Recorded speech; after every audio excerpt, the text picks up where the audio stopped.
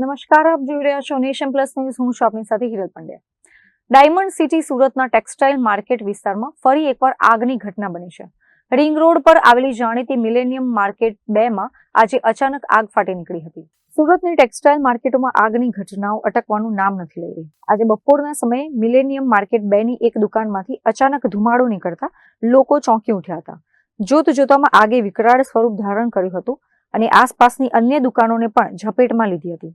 આગની જાણ થતાં જ ફાયર કંટ્રોલ રૂમ દ્વારા અલગ અલગ સ્ટેશનથી ફાયર ફાઇટરોને રવાના કરવામાં આવ્યા હતા. સાંકડી ગલીઓ અને કાપડના જથ્થાના કારણે આગ પર કાબુ મેળવવામાં ફાયર જવાનોને ભારે જહેમત ઉઠાવવી પડી હતી. મિલેનિયમ 2 ભાઠેના એના 6th ફ્લોર ઉપર કંઈક કારણોવશ આગ લાગી ગઈ હતી અને એના માળિયાના ભાગમાં કંઈક સામાન મૂકેલો હતો, રો મટીરિયલને, અને એમાં કંઈક આગ લાગી ગઈ. અને જ્યારે બિલ્ડિંગવાળાઓને ખબર પડી તો બિલ્ડિંગની જ સિસ્ટમથી ઓપરેટ કરીને આગને કાબૂમાં લીધી. ત્યાર સુધીમાં ફાયર ડિપાર્ટમેન્ટ ઘટના સ્થળ ઉપર આવી ગયું હતું અને પરિસ્થિતિ કાબૂમાં લીધી છે. 5 થી 7 ફાયર સ્ટેશનની ગાડીઓ, 10 થી 12 ગાડીઓ ઘટના સ્થળ ઉપર છે. કારણ તો હજુ કંઈ જાણવા મળ્યું નથી, પણ એવું લાગી રહ્યું છે કદાચ શોર્ટ સર્કિટ હોઈ શકે. Bureau report, nation plus news, Surat.